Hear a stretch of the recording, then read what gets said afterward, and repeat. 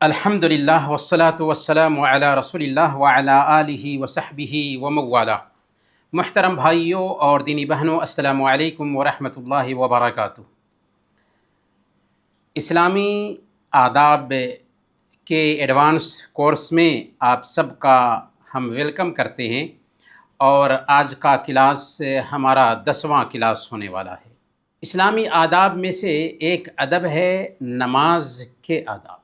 نماز کے کیا آداب ہوتے ہیں، آج ہم بہت ہی آسان طریقے سے ایک ایک پوائنٹ کر کے سمجھیں گے۔ نماز کے آداب میں سے پہلا ادب یہ ہے کہ نماز شوق، محبت، ہمت اور چستی کے ساتھ ادا کی جائے، اس طور پر کہ گویا ہم اللہ تعالیٰ سے گفتگو کر رہے ہیں اور اللہ تعالیٰ ہماری باتوں کا جواب دے رہا ہے۔ صحیح الجامع کی روایت ہے، حضرت ابو ہریرہ رضی اللہ تعالیٰ عنہ بیان فرماتے ہیں کہ اللہ کے نبی صلی اللہ علیہ وسلم نے ارشاد فرمایا، ان احدکم اذا قام یصلی فانما یناجی ربہ فلینظر احدکم کیف یناجی۔ تم میں سے ایک آدمی جب نماز پڑھنے کے لیے کھڑا ہوتا ہے تو سمجھو کہ وہ اپنے رب سے سرگوشی کر رہا ہوتا ہے، مناجات کر رہا ہوتا ہے۔ اس لیے غور کر کے دیکھنا چاہیے کہ وہ کیسے اللہ تعالیٰ سے سرگوشی کر رہا ہے، کیسے اللہ تعالیٰ سے بات کر رہا ہے، کیسے اللہ تعالیٰ سے مناجات کر رہا ہے۔ تو یہ کیفیت ہونی چاہیے نماز کے اندر کہ ہم اپنے رب سے، بادشاہوں کے بادشاہ سے بات کر رہے ہیں اور وہ ہماری باتوں کا جواب بھی دے رہا ہے۔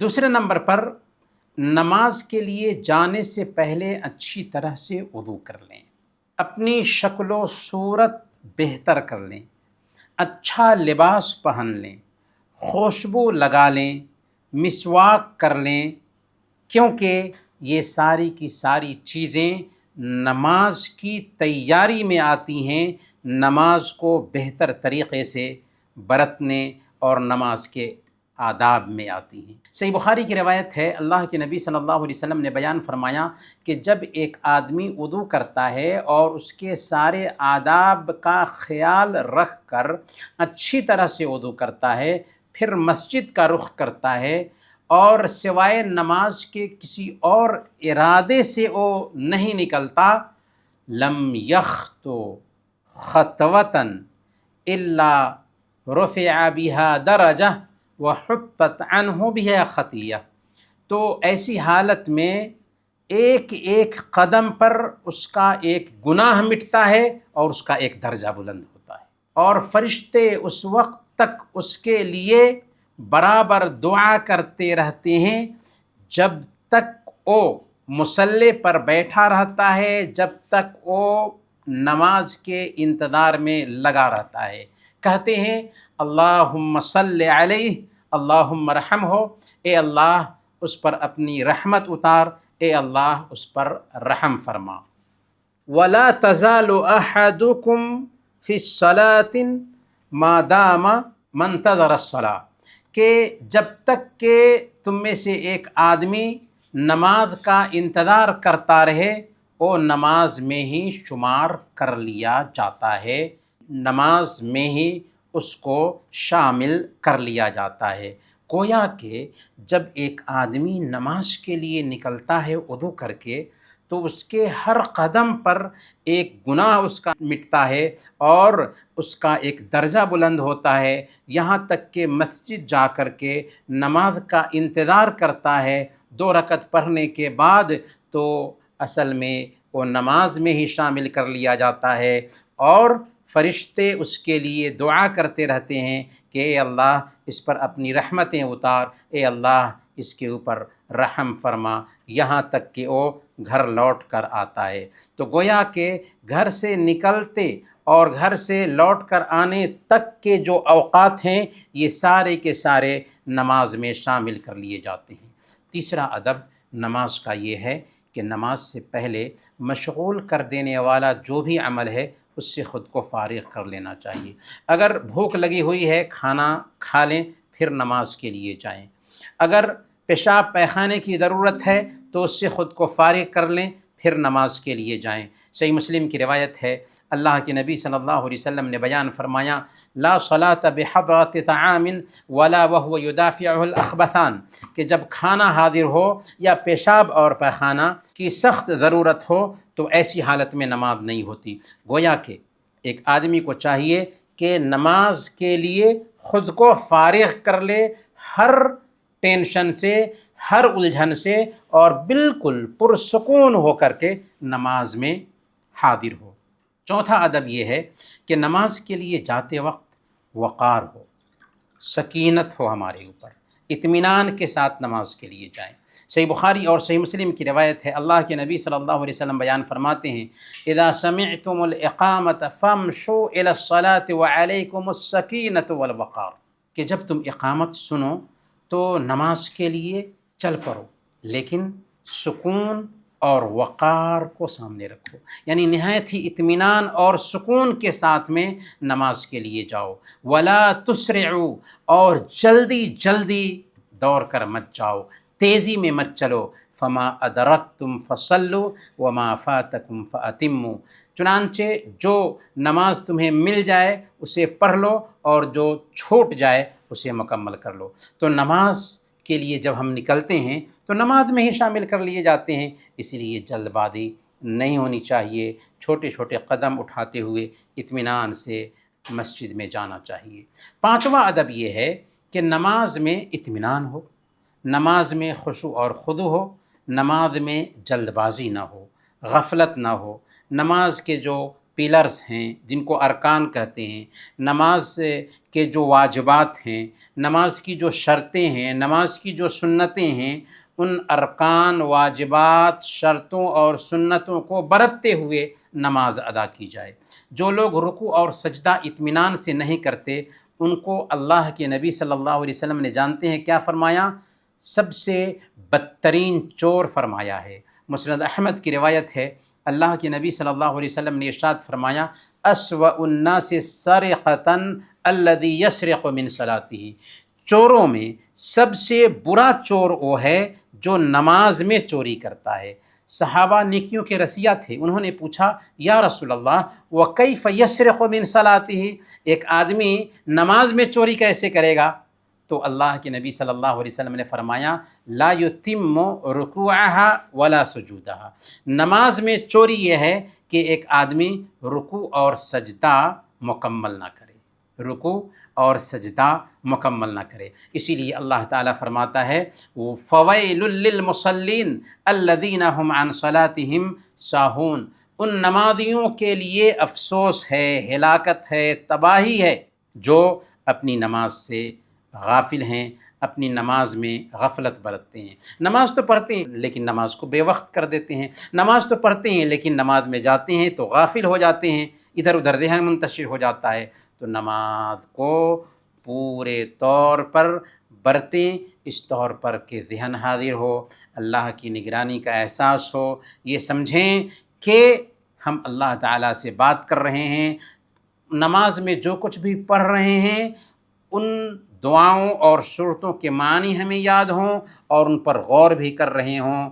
اگر ایسا کریں گے تو نماز کی شکل ہی کچھ اور ہوگی۔ نماز کے آداب میں سے چھٹا ادب یہ ہے کہ نماز کو پہلے وقت میں ادا کرنے کا اہتمام کریں اور نماز میں تاخیر نہیں ہونی چاہیے۔ صحیح بخاری اور صحیح مسلم کی روایت ہے، اللہ کے نبی صلی اللہ علیہ وسلم سے پوچھا گیا تھا، ای العمل افضل، کون سا عمل سب سے بہتر ہے، سب سے افضل ہے؟ تو آپ نے کیا فرمایا تھا؟ الصلاۃ علی وقتہا، نماز کو وقت پر ادا کرنا۔ تو نماز کا وقت ہو جاتا ہے، اس کو اول وقت میں ادا کرنا بہتر اور افضل ہے۔ ساتواں ادب یہ ہے کہ مستحب ہے کہ نمازی سترہ رکھے اپنے سامنے، چاہے امام ہو چاہے اکیلے نماز پڑھنے والا ہو، سب کے لیے سترہ رکھنا بہتر اور افضل ہے۔ لیکن یہ بات نوٹ کریں کہ امام کا سترہ مقتدیوں کا سترہ ہوتا ہے، یعنی اگر امام سترہ رکھے ہوا ہے یا امام دیوار کے پیچھے نماز ادا کر رہا ہے تو مقتدیوں کے لیے الگ سے سترہ رکھنے کی ضرورت نہیں ہے۔ اسی لیے جو پیچھے نماز پڑھنے والے ہیں ان کے بیچ سے کوئی گزرتا ہے تو گزر سکتا ہے، لیکن اکیلے کوئی نماز ادا کرنے والا ہے یا امام ہے تو اس کے لیے سترہ رکھنا مستحب ہے۔ یہ ساری باتیں ہمیں معلوم ہونی چاہیے۔ صحیح بخاری اور صحیح مسلم کی روایت ہے، اللہ کے نبی صلی اللہ علیہ وسلم نے بیان فرمایا، اذا صلی احدکم الی شیء یسترہ من الناس فاراد احد ان یجتاز بین یدیہ فلیدفعہ، کہ اگر کوئی آدمی سترہ رکھ کر کے نماز ادا کر رہا تھا اور کوئی اس کے بیچ سے اس کے سامنے سے گزرنا چاہ رہا ہے تو اسے چاہیے کہ فلیدفعہ، اسے چاہیے کہ اسے روکے، فَإِنْ أَبَى فَلْيُقَاتِلْهُ، اگر وہ انکار کرتا ہے اور گزرنا ہی چاہتا ہے تو اس سے جھگڑنا چاہیے، فَإِنَّمَا هُوَ الشَّيْطَانُ، اس لیے کہ وہ شیطان ہے۔ اور سنن ابی داؤد کی روایت ہے، اللہ کے نبی صلی اللہ علیہ وسلم بیان فرماتے ہیں، اذا صلی احدکم فلیصلی علی سترۃ، کہ جب تم میں سے کوئی آدمی نماز ادا کرے تو سترہ سے قریب ہو کر کے نماز ادا کرے۔ تو گویا کہ سترہ رکھنا چاہیے اور سترہ کے بغیر نماز سے نہیں پڑھنی چاہیے۔ اللہ کے نبی صلی اللہ علیہ وسلم صحیح بخاری کی روایت کے مطابق بیان فرماتے ہیں کہ اگر تم میں سے ایک آدمی کو پتہ چل جائے کہ نمازی کے سامنے سے گزرنے کا کیا گناہ ہے تو وہ 40 تک ٹھہرا رہے، یہ آسان ہے اس بات سے کہ وہ نمازی کے سامنے سے گزرے۔ 40 سے مراد راوی کو شک ہے کہ اللہ کے نبی صلی اللہ علیہ وسلم نے 40 دن کہا یا 40 مہینہ کہا یا 40 سال کہا، لیکن کم سے کم اگر 40 دن بھی مراد لیتے ہیں تو مطلب یہ ہوا کہ نمازی کے آگے سے گزرنا اتنا بڑا گناہ ہے کہ کم سے کم 40 دن تک کوئی ٹھہرا رہے ایک جگہ پر، یہ آسان ہے اس بات سے کہ ایک آدمی نمازی کے سامنے سے گزرے، تو نمازی کے سامنے سے نہیں گزرنا چاہیے۔ 8واں ادب نماز کا یہ ہے کہ نماز شروع کرنے سے پہلے مسواک کر لینا بھی بہتر اور افضل ہے۔ صحیح بخاری اور صحیح مسلم کی روایت ہے، اللہ کے نبی صلی اللہ علیہ وسلم نے ارشاد فرمایا، لولا ان اشق علی المؤمنین، اور دوسری روایت میں ہے علی امتی، کہ اگر میں اپنی امت کے لیے مشکل نہ سمجھتا کہ میں اپنی امت کو مشکل میں ڈال دوں گا، لَأَمَرْتُهُمْ بِالسِّوَاكِ عِنْدَ كُلِّ صَلَاةٍ، تو میں ہر نماز کے وقت ان کو مسواک کرنے کا حکم دیتا۔ یعنی ہر نماز کے وقت مسواک کا حکم دینا، اگر یہ معاملہ تکلیف میں ڈالنے والا نہ ہوتا تو میں ضرور حکم دیتا۔ تو اس سے پتہ کیا چلتا ہے کہ نماز سے پہلے مسواک کر کے اللہ اکبر کہہ کے ہاتھ باندھنا چاہیے، یہ اللہ کے نبی صلی اللہ علیہ وسلم کی سنت ہے۔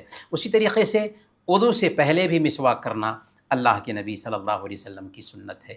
نماز کے آداب میں سے 9واں ادب یہ ہے کہ نماز میں بغیر کسی ضرورت کے ادھر ادھر نظر پھیرنا یہ مکروہ ہے نماز میں۔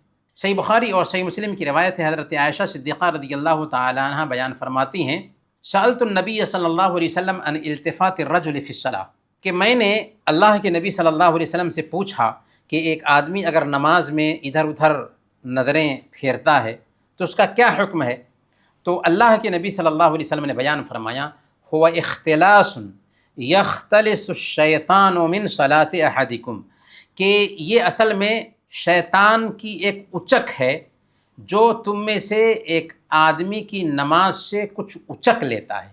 گویا کہ شیطان ہے جو نماز سے اچکنے کی کوشش کرتا ہے ادھر ادھر نظر پھیر لینے کی وجہ سے۔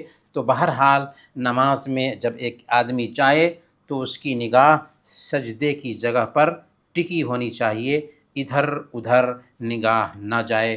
سخت بات کہی اللہ کے نبی صلی اللہ علیہ وسلم نے، اور یہ نماز کے ادب کے خلاف ہے۔ نماز کے آداب میں سے 10واں ادب یہ ہے کہ انسان کی نظر آسمان کی طرف نماز میں نہ اٹھے۔ صحیح بخاری کی روایت ہے، حضرت انس رضی اللہ تعالیٰ عنہ بیان فرماتے ہیں کہ اللہ کے نبی صلی اللہ علیہ وسلم نے ارشاد فرمایا، ما بال اقوام یرفعون ابصارهم الی السماء فی صلاتهم، کہ کیا بات ہے کہ لوگ اپنی نظریں نماز میں آسمانوں کی طرف اٹھاتے ہیں۔ فاشتد قوله فی ذلک حتی قال، اللہ کے نبی صلی اللہ علیہ وسلم نے یہ بات بہت سختی کے ساتھ کہی اور اس سے روکا، یہاں تک کہ آپ نے فرمایا لینتہین عن ذلک او لتختفن ابصارہم، لوگوں کو اس حرکت سے باز آ جانا چاہیے ورنہ ان کی بینائی، ان کی آنکھوں کی روشنی اچک لی جائے گی، ان کی آنکھوں کی روشنی اچک لی جائے گی۔ تو نماز میں ہوں تو نماز کے آداب کا خیال رکھنا چاہیے۔ 11واں ادب نماز کا یہ ہے کہ اگر نماز میں جمائی آتی ہے تو اسے دور کرنے کی کوشش کرنی چاہیے۔ کیوں؟ اس لیے کہ جمائی شیطان کی طرف سے ہوتی ہے۔ سنن ترمذی کی روایت ہے، حضرت ابو ہریرہ رضی اللہ تعالیٰ عنہ بیان فرماتے ہیں کہ اللہ کے نبی صلی اللہ علیہ وسلم نے بیان فرمایا التثاؤب فی الصلاۃ من الشیطان، نماز میں جمائی آنا شیطان کی طرف سے ہے۔ فَإِذَا تَثَاءَبَ أَحَدُكُمْ فَلْيَكْظِمْ مَا اسْتَطَاعَ، تو تم میں سے کسی آدمی کو اگر جمائی آتی ہے تو جہاں تک ہو سکے اسے روکے۔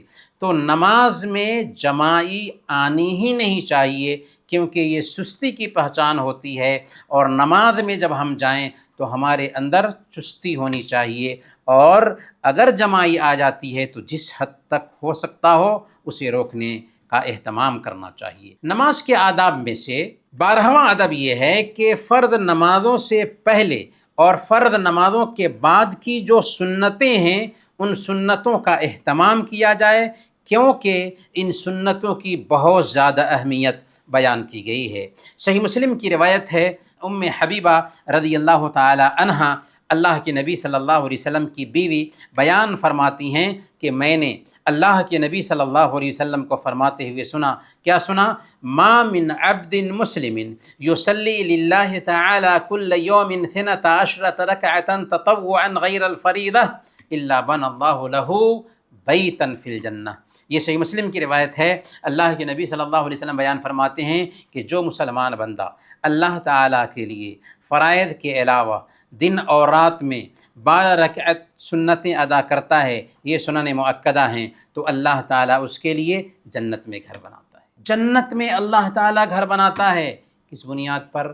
12 رکعت سنتوں کی پابندی کی وجہ سے۔ آج دنیا میں ہم گھر بناتے ہیں تو اینٹ اور پتھر کا گھر بناتے ہیں اور سالوں سال محنت کرنا پڑتی ہے تب یہ گھر بنتا ہے، جبکہ اللہ تعالیٰ ان 12 رکعتوں کی پابندی کی وجہ سے جنت میں ہمارے لیے گھر بنائے گا، جس کی ایک اینٹ سونے کی، دوسری اینٹ چاندی کی ہو۔ اسی لیے حضرت ام حبیبہ رضی اللہ تعالی عنہ اس حدیث کو سننے کے بعد کہتی ہیں ما ترکتہن منذ سمعتہن من رسول اللہ صلی اللہ علیہ وسلم، جب سے میں نے یہ حدیث اللہ کے نبی صلی اللہ علیہ وسلم سے سنی تب سے اب تک یہ 12 رکعتیں نہیں چھوٹی ہیں۔ وہ کون کون سی 12 رکعتیں ہیں؟ ظہر سے پہلے 4 رکعت، ظہر کے بعد 2 رکعت، مغرب کے بعد 2 رکعت، عشاء کے بعد 2 رکعت، اور فجر سے پہلے 2 رکعت۔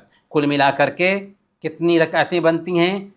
12 رکعتیں بنتی ہیں جو سنن مؤکدہ کہلاتی ہیں۔ ان 12 رکعتوں کی پابندی کرتے ہیں تو اللہ تعالی ہمارے لیے جنت میں گھر بناتا ہے۔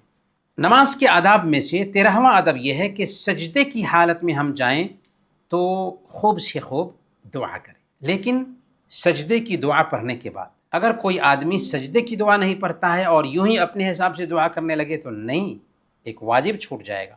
سبحان ربی الاعلیٰ کم سے کم 1 مرتبہ کہہ لیں، اس کے بعد جس حد تک ہو سکتا ہے دعا کریں، کیونکہ سجدے کی دعا قبول ہوتی ہے۔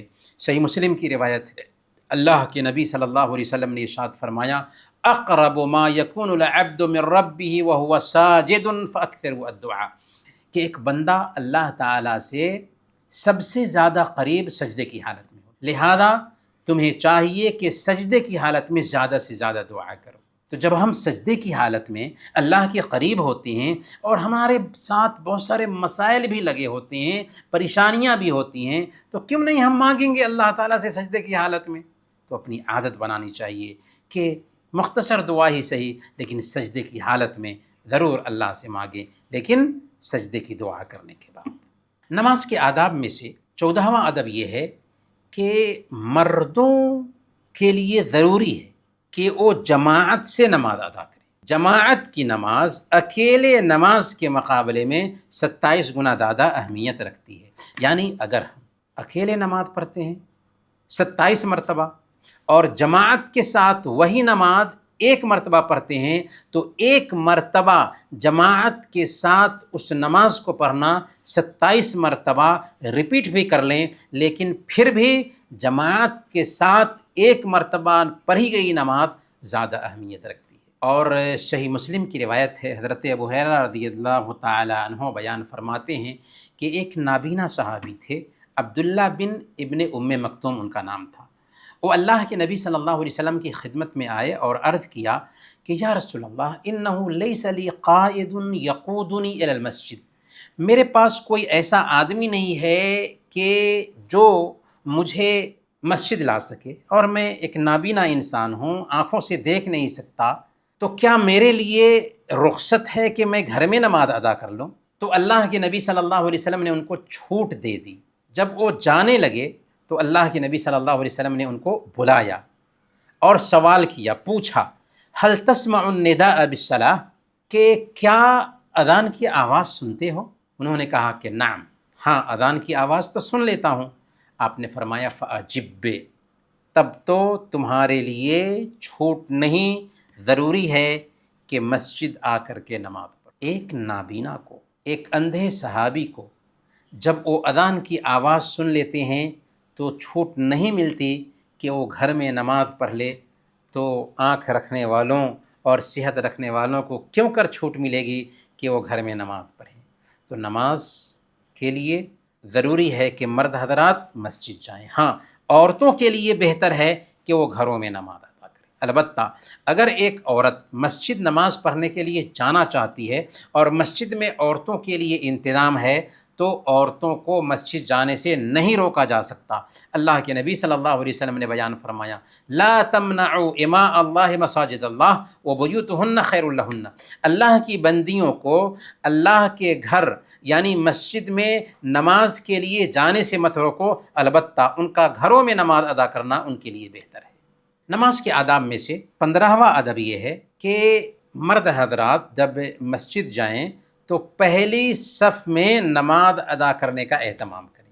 صحیح بخاری اور صحیح مسلم کی روایت ہے، حضرت ابو ہریرہ رضی اللہ تعالیٰ عنہ بیان فرماتے ہیں کہ اللہ کے نبی صلی اللہ علیہ وسلم نے ارشاد فرمایا لو یعلم الناس ما فی النداء والصف الاول ثم لم یجدوا الا ان یستہموا علیہ لاستہموا، اگر لوگوں کو پتہ چل جاتا کہ اذان دینے اور پہلی صف میں آ کر ملنے کا کیا مقام اور مرتبہ ہے، تو اگر اس کے لیے ان کو قرآن اندازی کرنے کی نوبت آتی تو قرآن اندازی کر کے اپنا نام نکلوانے کی کوشش کرتے، یعنی بڑھ چڑھ کر اس میں حصہ لینے کی کوشش کرتے۔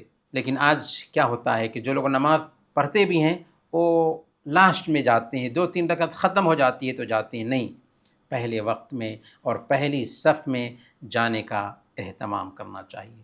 حضرت سعید بن مسیب رحمۃ اللہ علیہ بیان کرتے ہیں کہ 40 سال تک میری جماعت سے پہلی صف نہیں چھوٹی۔ 16 نمبر کا ادب یہ ہے نماز کے آداب میں سے کہ ہم نماز میں اپنی صفوں کو درست کریں۔ صحیح بخاری اور صحیح مسلم کی روایت ہے، اللہ کے نبی صلی اللہ علیہ وسلم ارشاد فرماتے ہیں سووا صفوفکم فإن تسویۃ الصفوف من اقامۃ الصلاۃ، کہ اپنی صفوں کو درست کرو، کیونکہ صفوں کو درست کرنا یہ نماز کو مکمل کرنے میں داخل ہے۔ تو صفوں کو درست کرنا چاہیے، آگے پیچھے ہو کر نہیں کھڑنا چاہیے، برابر برابر کھڑا ہونا چاہیے اور ایک دوسرے سے مل کر کے کھڑا ہونا چاہیے۔ صحیح بخاری اور صحیح مسلم ہی کی روایت ہے، اللہ کے نبی صلی اللہ علیہ وسلم بیان فرماتے ہیں لَتُسَوُّنَّ صُفُوفَكُمْ أَوْ لَيُخَالِفَنَّ اللَّهُ بَيْنَ وُجُوهِكُمْ، تم ضرور اپنی صفوں کو سیدھی رکھو ورنہ اللہ تعالیٰ تمہارے چہروں کے بیچ مخالفت ڈال دے گا، تمہارے بیچ اختلاف ڈال دے گا۔ یہ کس نے کہا؟ پیارے نبی صلی اللہ علیہ وسلم نے کہا۔ اور سنن ابی داود کی روایت ہے، اللہ کے نبی صلی اللہ علیہ وسلم بیان فرماتے ہیں لا تذروا فرجات للشیطان، صف میں شیطان کے لیے جگہ خالی مت چھوڑو۔ ہم کتنی جگہیں خالی چھوڑ چھوڑ کر کے کھڑے ہوتے ہیں، نہیں، صفیں مل مل کر کے کھڑا ہونا چاہیے، پیر سے پیر ملا کر کے، کندھے سے کندھے ملا کر کے کھڑا ہونا چاہیے، جگہ نہیں چھوڑنا چاہیے۔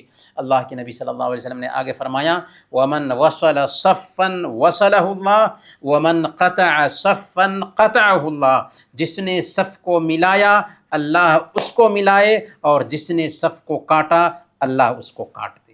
یہ اللہ کے نبی صلی اللہ علیہ وسلم کی باتیں بیان کی جا رہی، تو اسی لیے سماج کو نہیں دیکھنا چاہیے، رواج کو نہیں دیکھنا چاہیے، دین کو دیکھنا چاہیے، پیارے نبی صلی اللہ علیہ وسلم کی احادیث کو دیکھنا چاہیے، اور نماز کو ویسے ہی پڑھنے کا اہتمام کرنا چاہیے جیسے پیارے نبی صلی اللہ علیہ وسلم نے نمازیں پڑھی ہیں۔ نماز کے آداب میں سے 17واں ادب یہ ہے کہ جماعت کی نماز کی امامت کے لیے اگر ہم کسی کے گھر پر نماز پڑھ رہے ہیں تو امامت کا سب سے زیادہ حق گھر والا رکھتا ہے، چاہے اس جگہ پر کوئی دوسرا آدمی اچھا قاری ہی کیوں نہ ہو، اچھا عالم ہی کیوں نہ ہو۔ اسی طرح مسجد کا جو امام ہے جس کو مقرر کیا گیا ہے امامت کے لیے، وہ دوسروں کے مقابلے میں زیادہ حق رکھتا ہے، اگرچہ دوسرے عالم ہوں، اچھے قاری ہوں۔ لیکن علی العموم قاعدہ یاد رکھنے والا یہ ہے کہ جو قرآن کا اچھا قاری ہوگا وہ امامت کا سب سے زیادہ حق رکھنے والا ہوگا۔ صحیح مسلم کی روایت ہے، اللہ کے نبی صلی اللہ علیہ وسلم نے بیان فرمایا یؤم القوم اقرأہم لکتاب اللہ، قوم کی امامت وہ کرائے جو اللہ کی کتاب کو سب سے بہتر طریقے سے پڑھنے والا ہے۔ لوگوں میں سب سے بہتر جو قرآن کو پڑھنا جانتا ہے وہ لوگوں کی امامت کا سب سے زیادہ حق رکھتا ہے۔ فَإِنْ كَانُوا فِي الْقِرَاءَةِ سَوَاءً، اگر سارے کے سارے موجود لوگ قرآن کی قرأت میں برابر ہوں، فَعَالَمُهُمْ بِالسُّنَّةِ، تو ان میں جو حدیث اور سنت کا سب سے زیادہ جانکار ہے وہ لوگوں کی امامت کرائے گا۔ فَإِنْ كَانُوا فِي السُّنَّةِ سَوَاءً، اگر قرأت میں بھی برابر ہیں اور سنت کی جانکاری میں، حدیث کی جانکاری میں بھی برابر ہیں، فَأَقْدَمُهُمْ ہجرتاً، تو ان میں وہ لوگوں کی امامت کرائے گا جو ہجرت میں سب سے قدیم ہیں، یعنی سب سے پہلے انہوں نے ہجرت کیا ہے۔ فَإِنْ كَانُوا فِي الْهِجْرَةِ سَوَاءً فَأَقْدَمُهُمْ سِلْمًا، اگر ہجرت میں بھی سب کے سب برابر ہوں تو جو اسلام قبول کرنے میں پہلے ہوں، قدیم ہوں، وہ لوگوں کی امامت کرانے کا اہتمام کریں گے۔ اور دوسری روایت میں ہے فَأَقْدَمُهُمْ سِنًّا، کہ جو عمر میں سب سے بڑے ہوں وہ لوگوں کی امامت کرائیں گے۔ تو یہ ترتیب بتائی گئی ہے کہ سب سے پہلے نمبر پر قاری، پھر دوسرے نمبر پر قاری بھی ہو اور عالم بھی ہو، تیسرے نمبر پر جو ہجرت میں آگے ہو، چوتھے نمبر پر جس کی عمر زیادہ ہو، پانچویں نمبر پر جو پہلے اسلام قبول کیا ہو۔ یہ ترتیب بیان کی گئی ہے حدیث میں۔ نماز کے آداب میں سے 18واں ادب یہ ہے کہ مقتدی کسے کہتے ہیں؟ جو امام کے پیچھے نماز ادا کر رہے ہوں ان کو مقتدین کہتے ہیں۔ تو مقتدی کو چاہیے کہ امام کی متابعت کرے، یعنی امام جیسے کرتا ہے ویسے ہی کرے، اور امام کے پیچھے پیچھے یہ عمل کرے۔ امام کے بالکل ساتھ میں نہیں، سر اٹھایا فوراً سر اٹھا لیے، نہیں، امام کے سر اٹھانے کے بعد سر اٹھانا ہے، امام کے رکوع سے اٹھنے کے بعد رکوع کرنا ہے، امام کے سجدے میں جانے کے بعد سجدے میں جانا ہے، یعنی امام سجدے میں گیا پھر جائیں گے، ایسا نہیں کہ پہلے، اور ایسا نہیں کہ بہت تاخیر سے، دونوں غلط ہے، پہلے کرنا بھی غلط ہے اور بہت تاخیر سے کرنا بھی غلط ہے۔ صحیح بخاری اور صحیح مسلم کی روایت ہے، حضرت ابو ہریرہ رضی اللہ تعالیٰ عنہ بیان فرماتے ہیں کہ اللہ کے نبی صلی اللہ علیہ وسلم نے ارشاد فرمایا انما جعل الامام لیؤتم بہ، امام اس لیے بنایا جاتا ہے تاکہ اس کی متابعت کی جائے، یعنی جیسے امام کرتا ہے ویسے ہی کیا جائے، اس کے پیچھے پیچھے عمل کیا جائے۔ فَإِذَا كَبَّرَ فَكَبِّرُوا، جب امام تکبیر کہے، اللہ اکبر کہے تو تم بھی اللہ اکبر کہو۔ وَإِذَا رَكَعَ فَارْكَعُوا، جب امام رکوع کرے تو تم بھی رکوع کرو۔ وَإِذَا قَالَ سَمِعَ اللَّهُ لِمَنْ حَمِدَهُ، اور جب امام سمع اللہ لمن حمدہ کہتا ہے تو تم ربنا وَلَكَ الْحَمْدُ کہو۔ وَإِذَا سَجَدَ فَاسْجُدُوا، جب امام سجدہ کرے تو تم بھی سجدہ کرو۔ وَإِذَا صَلَّى جَالِسًا فَصَلُّوا جُلُوسًا أَجْمَعُونَ، اور جب امام بیٹھ کر نماز ادا کرے تو تم سب کے سب بھی بیٹھ کر نماز ادا کرو۔ یہ صحیح بخاری اور صحیح مسلم کی روایت ہے۔ نماز کے آداب میں سے 19واں آداب یہ ہے کہ امام سے آگے نہ بڑھا جائے۔ تو نماز کے آداب میں سے ایک اہم ادب یہ ہے کہ نماز میں امام سے آگے نہ بڑھیں۔ صحیح بخاری اور صحیح مسلم کی روایت ہے، حضرت ابو ہریرہ رضی اللہ تعالیٰ عنہ بیان فرماتے ہیں کہ اللہ کے نبی صلی اللہ علیہ وسلم نے فرمایا، اما یخشى احدکم اذا رفع رأسه قبل الامام ان یجعل اللہ رأسه راس حمار او یجعل اللہ صورته صورت حمار، کہ کیا تم میں سے ایک آدمی اس بات سے نہیں ڈرتا کہ وہ امام سے پہلے اپنا سر اٹھا لیتا ہے تو اللہ تعالیٰ اس کے سر کو گدھے کے سر میں بدل دے، یا اس کی شکل کو گدھے کی شکل میں بدل دے۔ کتنی سخت بات کہی اللہ کے نبی صلی اللہ علیہ وسلم نے۔ امام سے پہلے کوئی بھی عمل نہیں کرنا چاہیے۔ امام سے پہلے اگر ہم نے سر اٹھایا تو اللہ کے نبی صلی اللہ علیہ وسلم فرما رہے ہیں گویا کہ کیا اس بات سے تم نہیں ڈرتے ہو کہ اللہ تعالیٰ تمہارا سر گدھے کا سر بنا دے، یا اللہ تعالیٰ تمہاری شکل گدھے کی شکل بنا دے؟ کتنی سخت بات ہے۔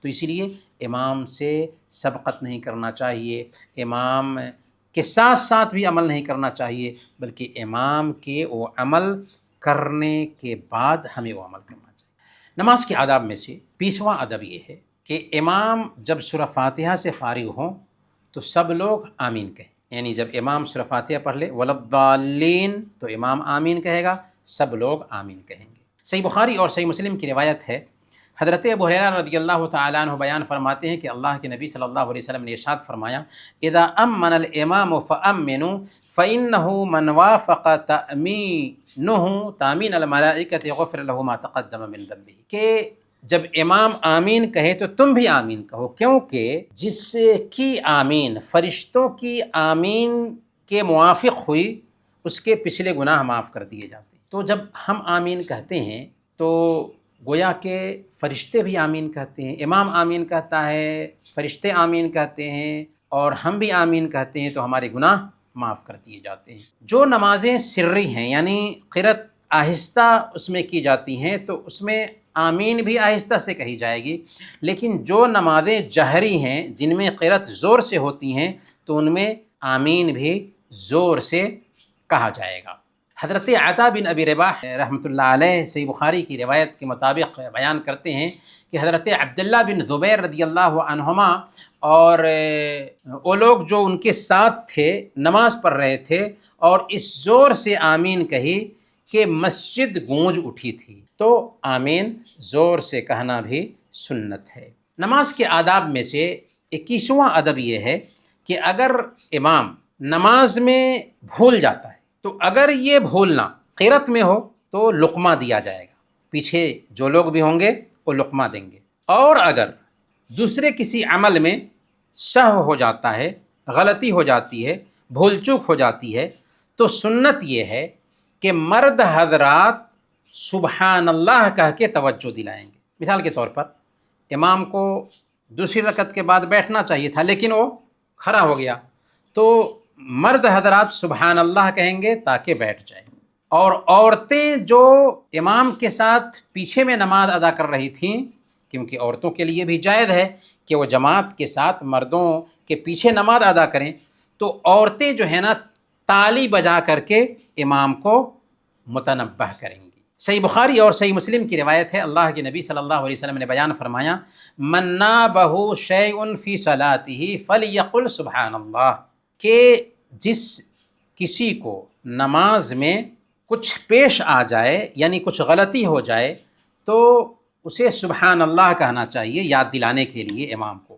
انما التصفیق للنساء والتسبیح للرجال، کیونکہ نماز کی حالت میں یاد دلانے کے لیے تالی بجانا عورتوں کے لیے ہے اور سبحان اللہ کہنا مردوں کے لیے۔ تالی بجانے کا مطلب کیا ہے کہ ایسے ایسے تالی بجائے؟ نہیں، اگر ایک عورت مسجد میں ہے، امام سے کوئی غلطی ہوئی، مردوں نے سبحان اللہ نہیں کہا ہے، تو عورتیں یاد دلانے کے لیے کیا کریں گی؟ اپنے دائیں ہاتھ کی جو ہتھیلی ہے اس کو بائیں ہاتھ کے اوپری حصے پہ ماریں گی، ایسے ماریں گی، تو اس سے تنبیہ ہوگی کہ نماز میں کچھ غلطی ہو رہی ہے، لیکن وہ بولیں گی نہیں۔ نماز کے آداب میں سے 22واں ادب یہ ہے کہ جو لوگوں کی امامت کرائے اسے ہلکی نماز پڑھانے کا اہتمام کرنا چاہیے، لمبی لمبی قرأت نہیں کرنی چاہیے۔ لیکن اس کا مطلب یہ بھی نہیں ہے کہ اتنی جلد بازی ہو کہ سنت بھی فوت ہو جائے، یعنی سنت کا طریقہ بھی نماز میں نہ آئے۔ صحیح بخاری اور صحیح مسلم کی روایت ہے، حضرت ابو مسعود رضی اللہ تعالیٰ عنہ بیان کرتے ہیں، قال رجل یا رسول اللہ لا اکاد ادرک الصلاة مما یطول بنا فلان۔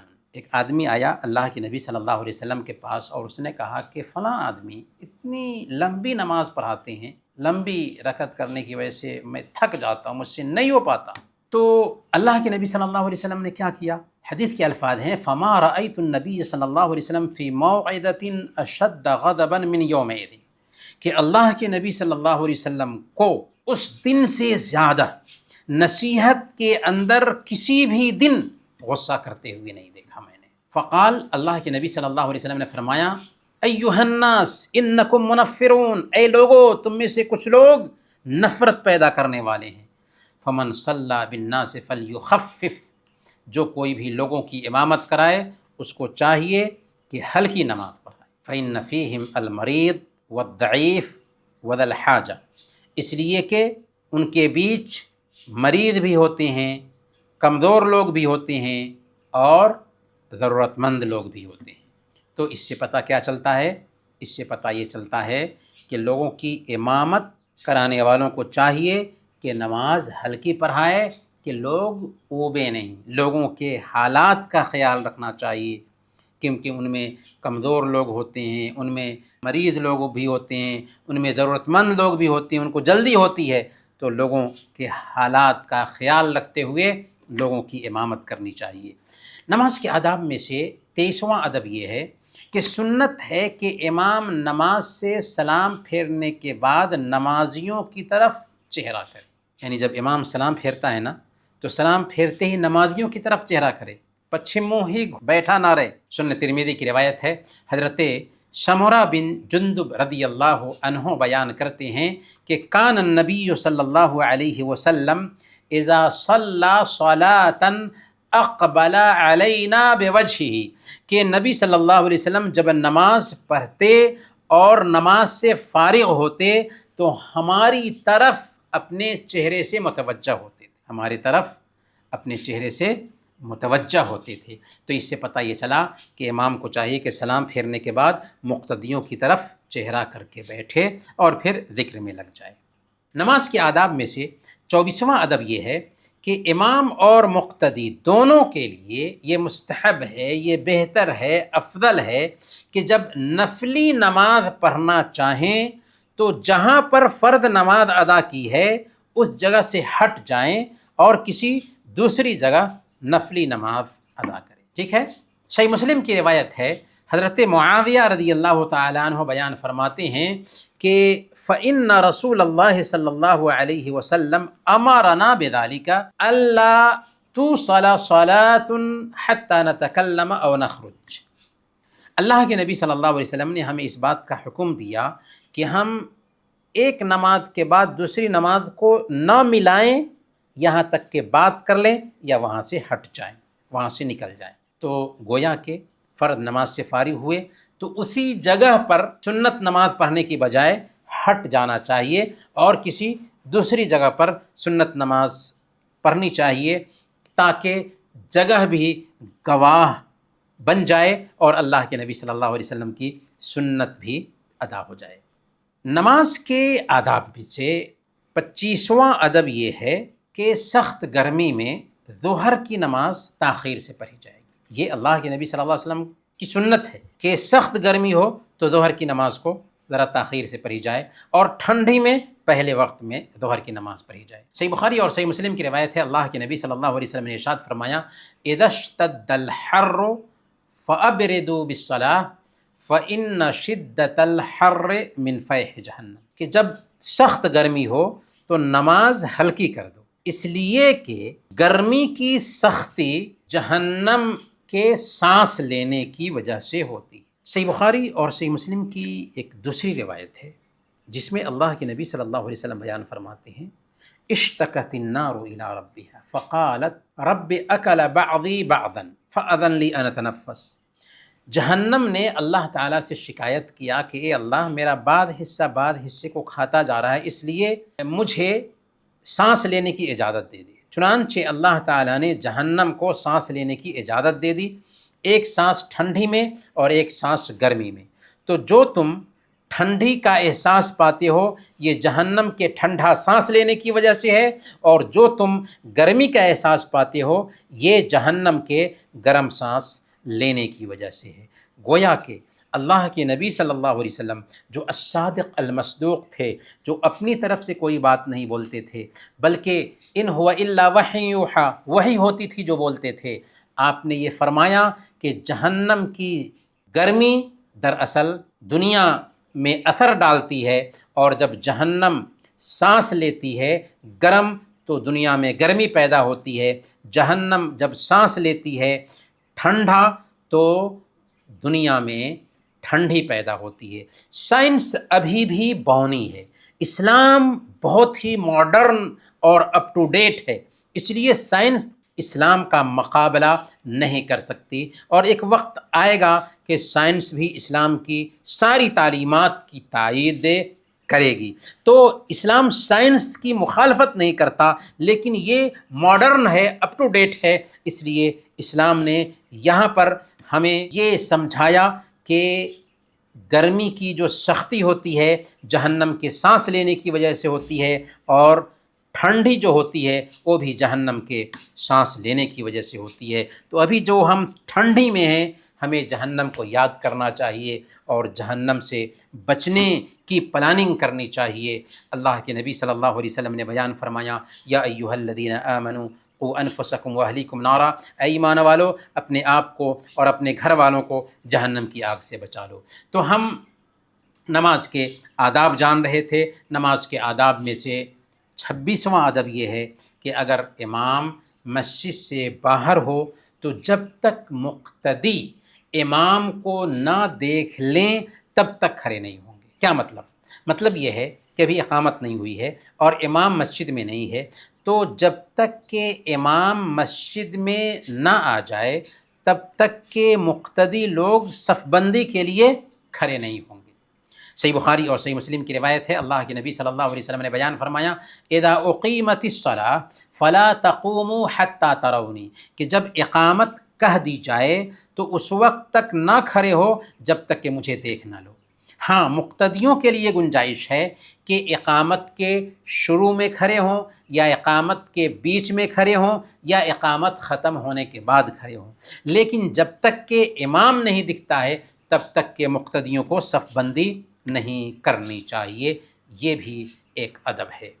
نماز کے آداب میں سے 27واں ادب یہ ہے کہ نماز کے بعد، نماز سے فارغ ہونے کے بعد جلدی بھاگنے کی بجائے یا فوراً سنت میں مشغول ہو جانے کی بجائے اطمینان سے کچھ دیر بیٹھ کر نماز کے اذکار اور اوراد کا اہتمام کرنا چاہیے، کیونکہ اللہ کے نبی صلی اللہ علیہ وسلم نماز سے سلام پھیرنے کے بعد اذکار و اوراد کا اہتمام کرتے تھے، فوراً نہیں نکلتے تھے، یا فوراً کچھ لوگ سر پر ہاتھ باندھتے ہیں، ایسے رکھتے ہیں ہاتھ اور کچھ پڑھتے ہیں۔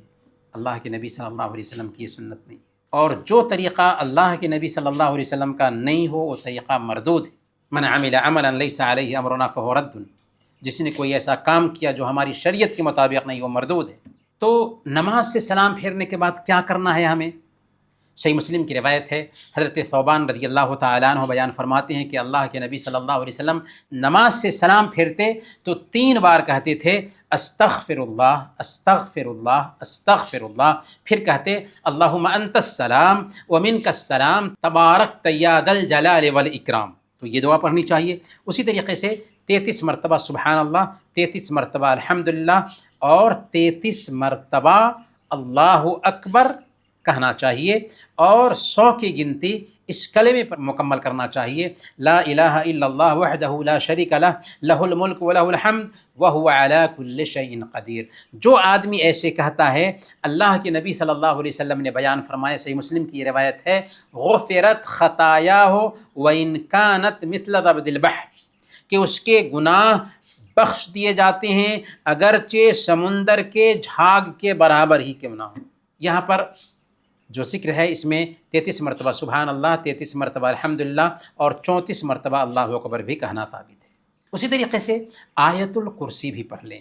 السلسلہ الصحیحہ کی صحیح حدیث ہے، اللہ کے نبی صلی اللہ علیہ وسلم بیان فرماتے ہیں من قرأ آیت الکرسی فی دبر صلاۃ لم یمنعہ من دخول الجنۃ الا الموت، کہ جو آدمی فرض نماز کے بعد آیت الکرسی پڑھتا ہے اس کو جنت میں داخل ہونے سے موت کے علاوہ کوئی چیز نہیں روک سکتی۔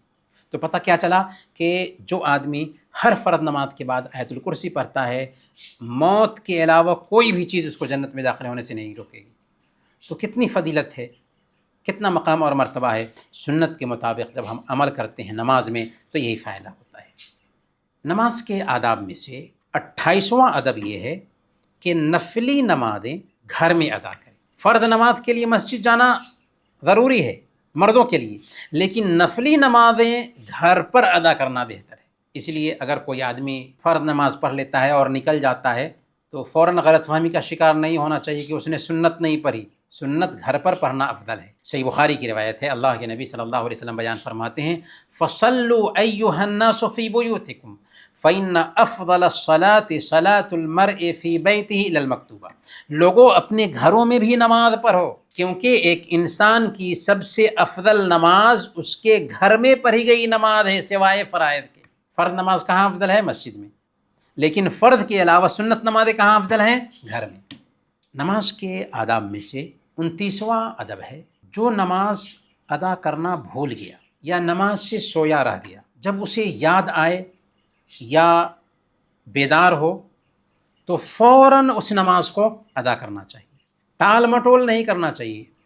ٹھیک ہے ناشتہ کر لیتے ہیں آرام سے، ہاں اگر کسی کو بھوک لگی ہوئی ہے تو کھا پی لے گا ہلکا سا پھر نماز پڑھے گا، کہ بھوک کے ساتھ نماز نہیں پڑھنی چاہیے، لیکن دوسرے کام میں لگ جانا آرام سے پڑھ لیں گے نہیں۔ سب سے پہلی جو ضرورت ہے وہ نماز ہے۔ آنکھ لگ گئی تھی، بھول گئے تھے، یاد آئی، فوراً ہم نماز کی ادائیگی کریں گے۔ صحیح مسلم کی روایت ہے، اللہ کے نبی صلی اللہ علیہ وسلم نے بیان فرمایا من نسی صلاۃ او نام عنہا فکفارتها ان یصلیھا اذا ذکرھا، کہ جو آدمی نماز کو پڑھنا بھول گیا یا سویا رہ گیا تو جب آنکھ کھلے یہی اس کا کفارہ ہے کہ پہلی فرصت میں اسے ادا کر لے۔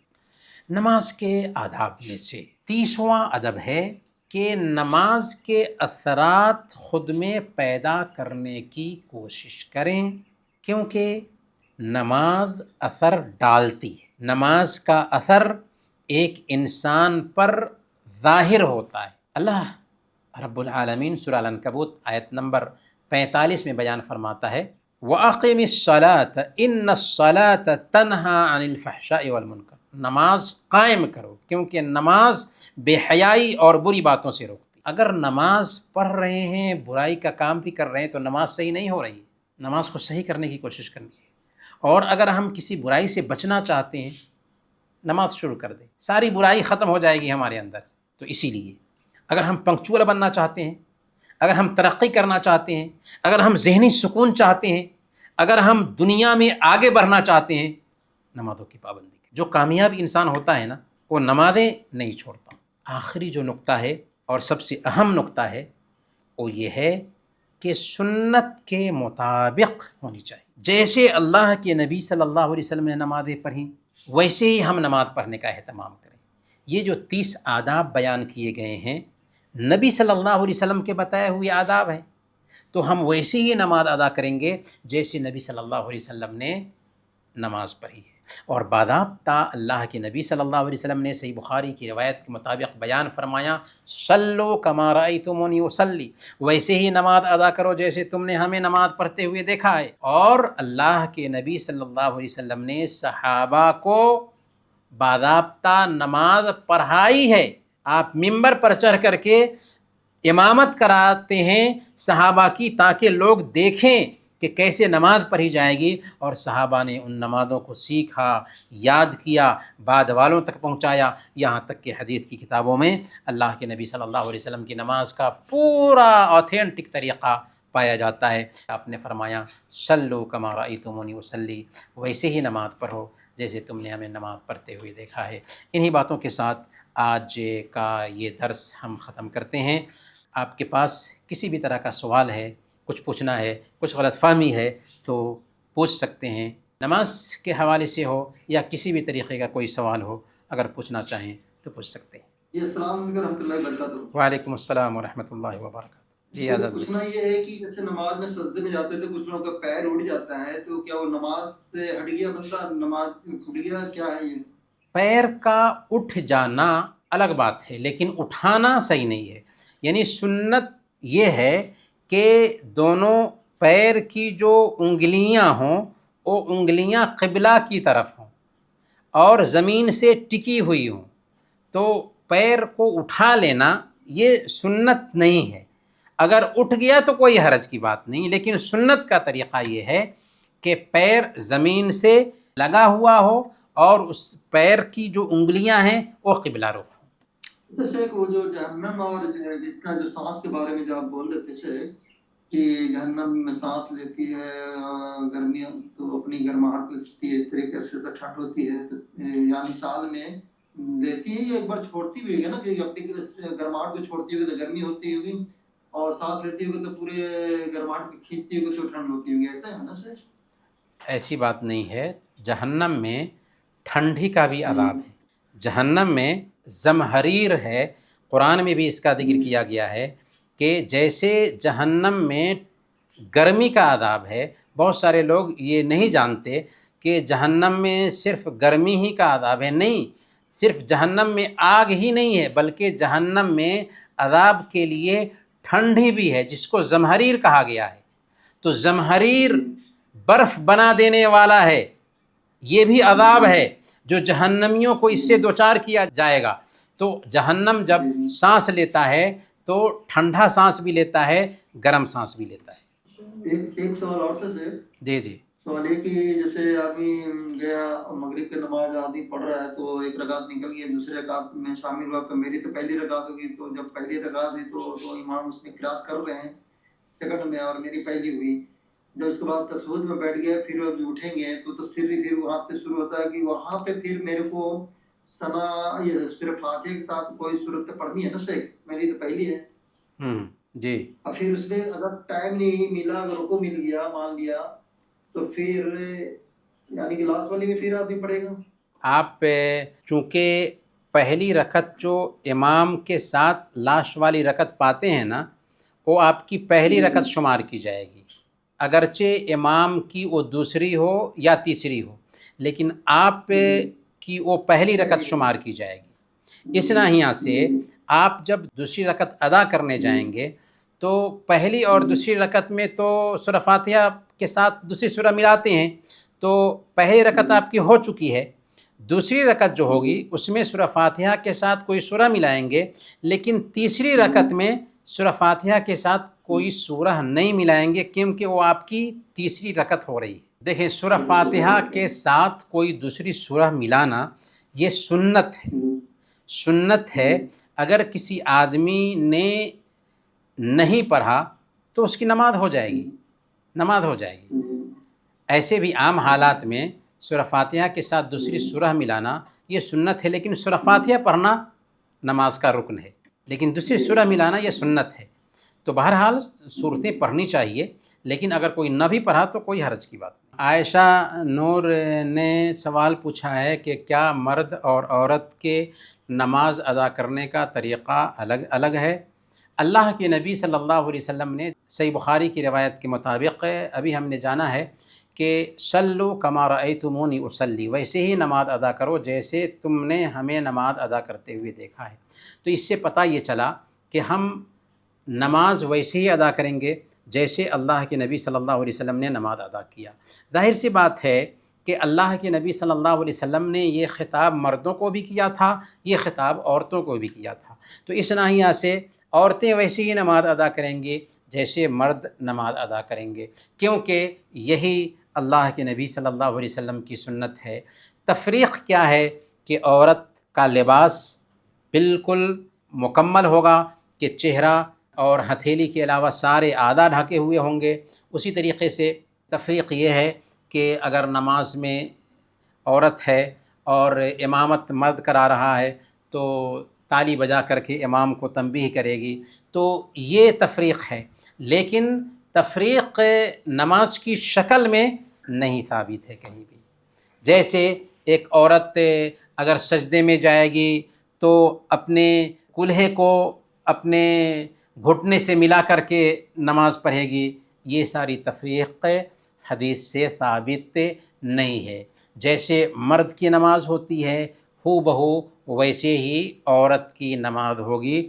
ہمیں اللہ کے نبی صلی اللہ علیہ وسلم کی سنت میں ایسی کوئی تفریق نہیں ملتی، صحابیات کی زندگی سے کوئی ایسا فرق مرد اور عورت کی نماز کے اندر نہیں ملتا۔ وعلیکم السلام ورحمۃ اللہ۔